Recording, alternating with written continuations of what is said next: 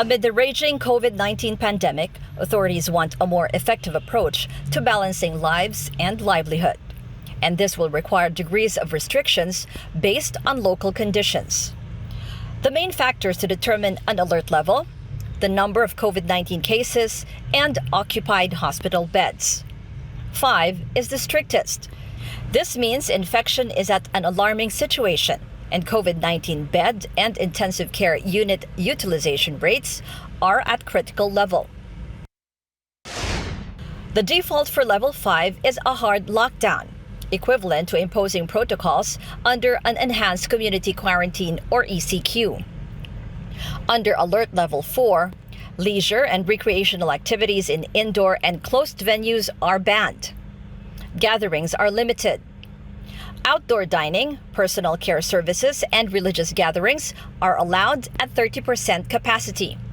A 10% indoor capacity operation can happen only for fully vaccinated individuals. Alert level 3. Indoor entertainment venues as well as outdoor and indoor amusement or theme parks remain closed. But a 30% capacity for some indoor and closed venues is allowed. Residents may go out for indoor dining, sports and leisure activities, and personal care services. Establishments with Safety Seal certification get an additional 10% capacity. More rules are relaxed under Alert Level 2.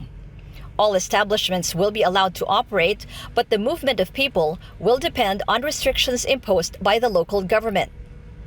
50% capacity is allowed for indoor and closed venues. The same additional 10% capacity applies for establishments with Safety Seal certification. Alert Level 1 has the least restrictions. All establishments are allowed to operate at full capacity, provided they observe minimum health standards.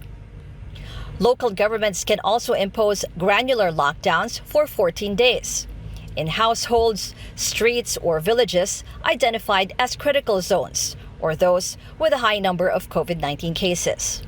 When that happens, authorized persons outside of residence or APORs are not allowed to leave their homes. Only medical frontliners, uniformed personnel, OFWs bound for international travel, and those in need of medical attention may enter and exit the area. Delivery of food and essential items are allowed, but there will be a designated collection point. Just a reminder that every time there is a need to go out, one must still observe minimum health standards, and those fully vaccinated must keep their vaccination card handy. Ruth Cabal, CNN Philippines.